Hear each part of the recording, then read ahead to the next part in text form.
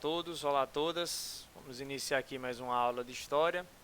E hoje vamos falar sobre um assunto muito interessante porque ele é meio que uma das bases para a gente entender o mundo contemporâneo, né? Esse mundo que a gente está vivendo hoje em dia. Então, esse mundo que a gente bebe muito do capitalismo, do mercado, do livre comércio e tudo mais. Então, essas ideias capitalistas e de mercado que nós observamos hoje, elas têm uma base de mais de 500 anos atrás, ok? Então, hoje nós vamos começar a observar essas bases para a gente entender como é que se dá as relações de trabalho hoje em dia, comércio, empregador, empregado. Então, o mercantilismo é um assunto importantíssimo para a gente entender como é que funciona o mundo atualmente. Beleza, galera? Então, vamos lá. Então, esse é o nosso belo assunto, o mercantilismo. Observe aqui nessa imagem que nós temos aqui um barco. Por quê? Uma das principais marcas do mercantilismo, e algo que vai acontecer logo em seguida, tanto que vai fazer parte dessa aula, foram as grandes navegações, né? As grandes navegações que daí acharam o nosso maravilhoso Brasil.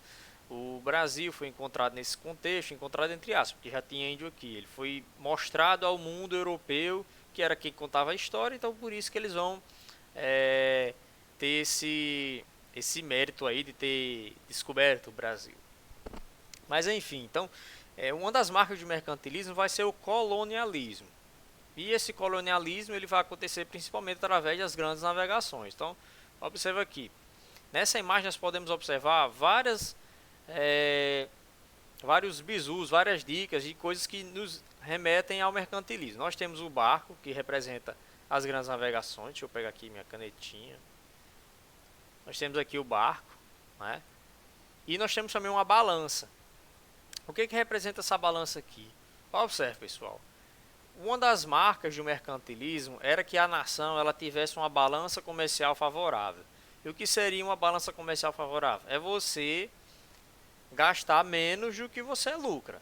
É você vender mais e você comprar menos. Então, quando você tem muitas despesas, está gastando mais do que ganha, você está com a balança desfavorável. Mas se você está lucrando sempre, todo mês você está ganhando mais do que gasta, aí você está tendo uma balança comercial favorável. Isso é uma regra de economia que até hoje se aplica. E quem assiste jornal escuta muito esse negócio aí. Balança comercial favorável, déficit é quando está ruim, ápice é quando está bom.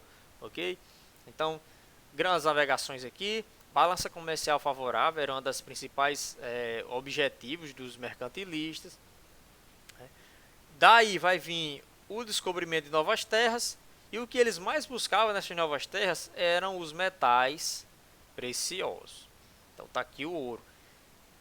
Essa busca por metais preciosos, para guardar eles e tudo mais, pessoal, nós vamos chamar de metalismo. Então o metalismo foi uma cultura e uma característica do mercantilismo que fazia com que as nações buscassem metais preciosos nas suas colônias.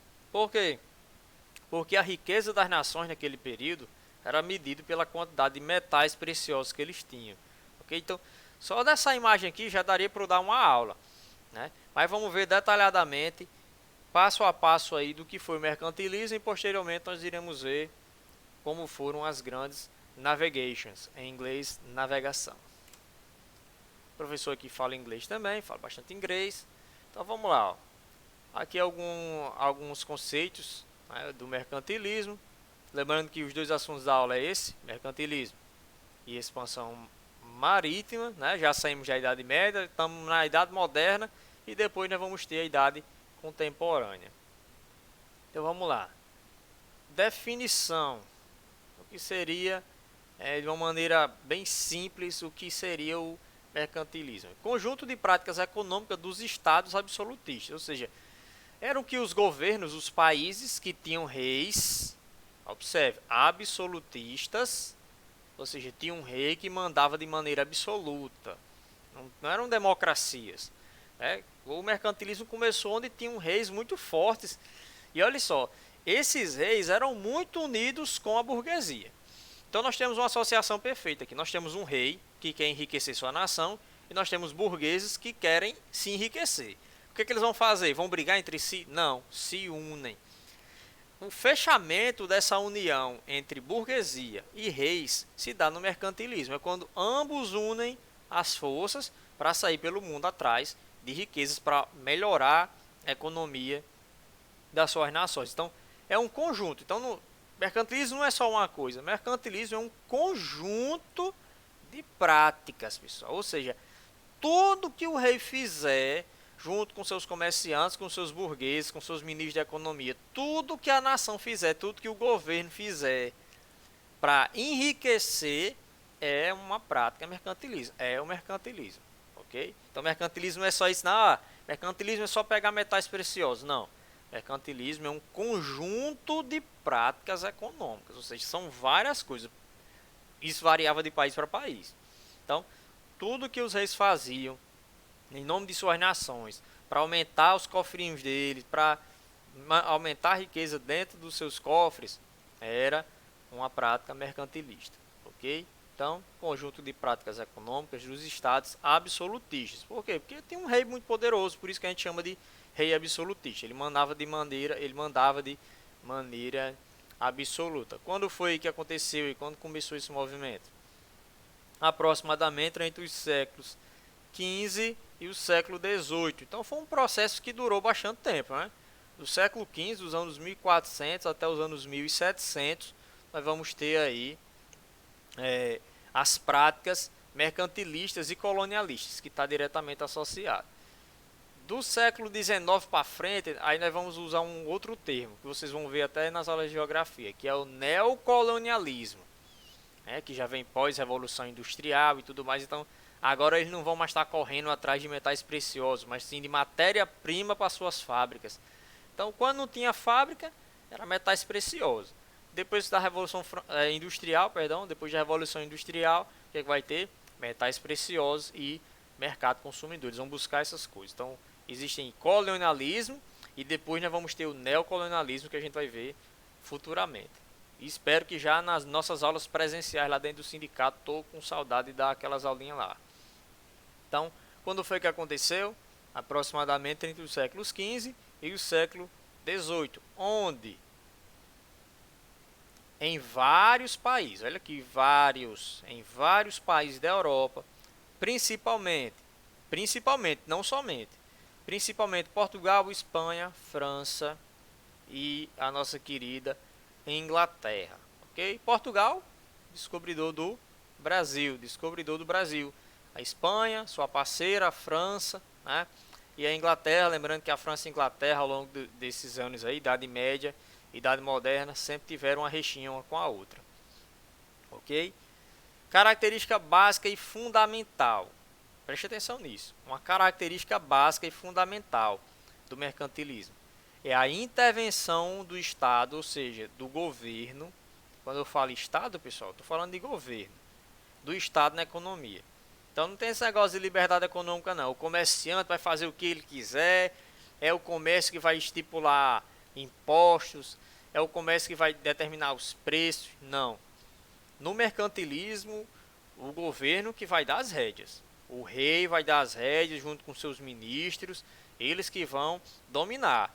A burguesia vai estar associada a ele, porque vai ter que concordar. Se não concordar, vai fazer o que? Vai concordar com o rei, ele vai mandar matar você, se você não concordar com o rei. Então, essa relação é muito forte, né? E o rei que vai mandar na economia, ele vai intervir. Olha, quero que vocês vão buscar novas terras para aquelas bandas lá para o leste, lá para o oeste. Eu dou dinheiro, a burguesia constrói os barcos, pega os marinheiros e vão atrás. E o que achar, 20% é meu. E era assim que acontecia, ok? Então, quem dava as rédeas era o Estado, ou seja, o governo, o rei e os seus ministros. Então, intervenção, ou seja, eles se metiam, o Estado se metia na economia, ok? O liberalismo econômico é o pensamento contrário a isso aqui. O liberalismo econômico, uma das características básicas e fundamentais do liberalismo econômico ou do anarcapitalismo é que o Estado ele não pode interferir na economia, porque a economia por si só ela já se molda, né?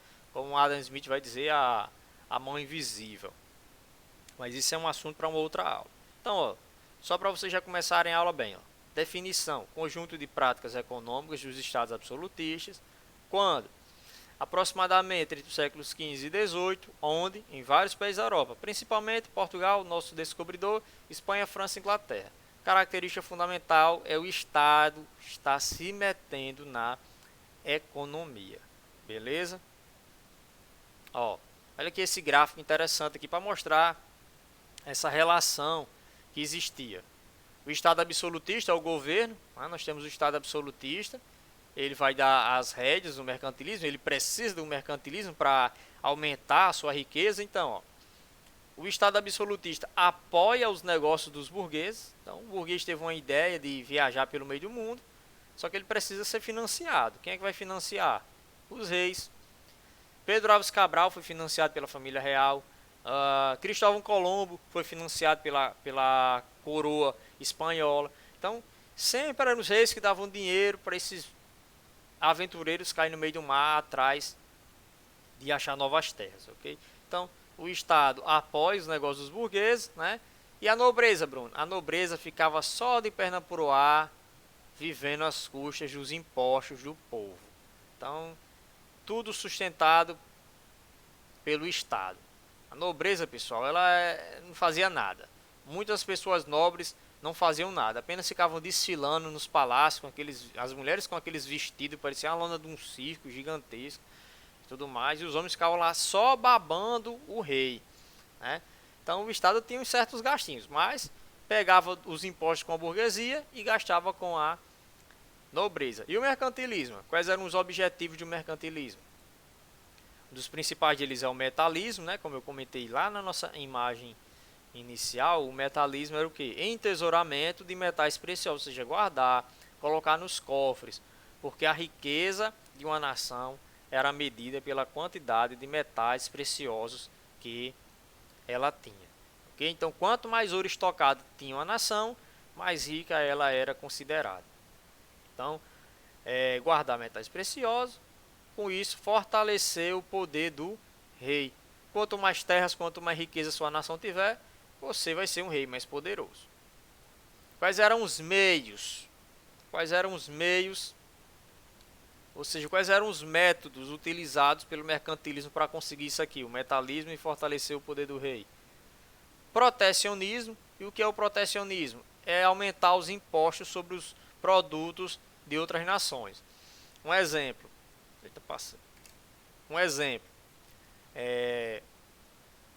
O Brasil ele produz celulares. E o celular no Brasil, ele é R$ 1.000 para você comprar um celular brasileiro que no Brasil é R$ 1.000. Só que aí você vai na loja, chega lá, tem um celular lá dos Estados Unidos vendido a R$ 1.000. Você vai comprar qual? O brasileiro ou o americano? Eu vou comprar o importado. Naturalmente, nós vamos comprar os importados, porque a gente tem aquela mentalidade que o que vem de fora é melhor e tudo mais. Então, qual é a prática protecionista que o governo pode fazer? Aumentar os impostos sobre esses celulares que vêm de fora, para que quando você chegar na loja, o do Brasil esteja a R$ 1.000 e o dos Estados Unidos esteja a 1.800, 1.700. Aí você, bicha, agora a diferença de preço é tão grande que eu acho que eu vou preferir o nacional. Então, práticas protecionistas são isso, é você encarecer o produto externo para valorizar o seu produto interno, ok? Então é você aumentar o preço dos produtos de fora para você poder valorizar o que você tem na sua terra. Então protecionismo vem de proteção, é você proteger o seu próprio mercado. Outra prática, outro meio que eles utilizavam era o colonialismo, da qual o território brasileiro foi vítima, né? Que é o que? Colonizar, descobrir novas terras, tomar posse dessas terras, né, como se fossem donos, e lá abrir cidades e tudo mais. Lembrando que o Brasil ele não foi colonizado logo após o seu descobrimento. O Brasil passou cerca de 30 anos aí meio que abandonado. Eles iam apenas pegar pau-brasil, fazer algumas feitorias e tudo mais. Ok? Tô doido para chegar na história do Brasil, que é um dos assuntos que eu mais gosto de ensinar. Então, protecionismo, colonialismo, quer descobrir novas terras, pirataria, né? Isso aqui era muito comum. É tanto, pessoal, que na Inglaterra existiam piratas do governo. Eram os famosos corsários, né? Então, quando você era um clandestino, você trabalhava por si só roubando mercadorias dos outros, você é um pirata. Mas se você roubasse a mercadoria dos outros em nome do seu rei, você era chamado de corsário. Olha só que ironia, né? Então existiam os corsários. e roubavam a riqueza dos outros. Os caras vinham lá da América com um navio cheio de prata e de ouro, a Inglaterra chegava e tomava. Se achava no direito de tomar, a Inglaterra que sempre se achou a dona do oceano. Então a pirataria era muito utilizada e o que eu também comentei no início da aula, uma balança comercial favorável, ou seja, vender mais do que comprar, né? Sempre que a gente está vendendo mais, a gente está lucrando mais e comprando menos, a gente está tendo menos despesa, menos gastos.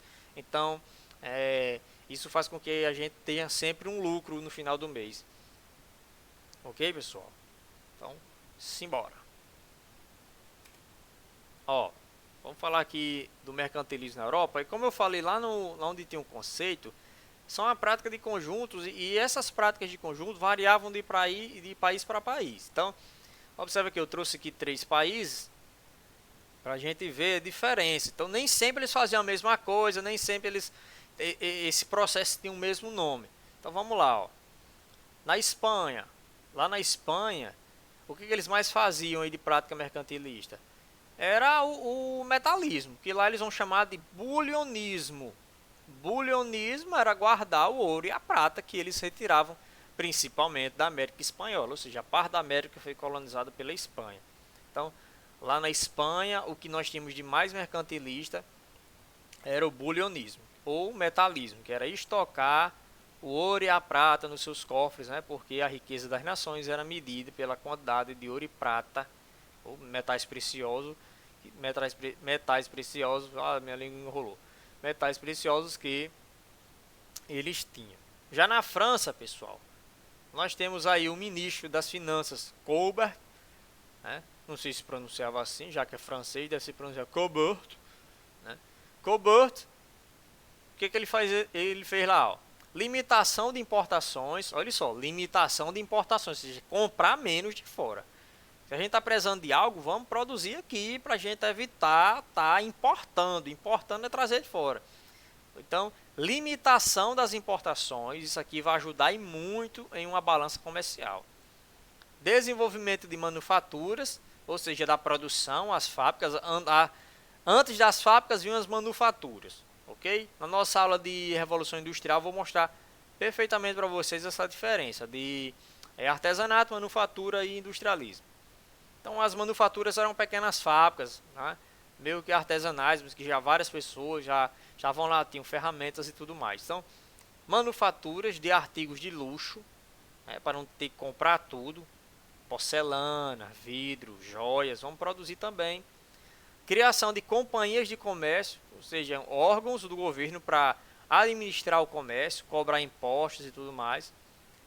Devido ao estímulo da indústria, também ficou conhecido como industrialismo.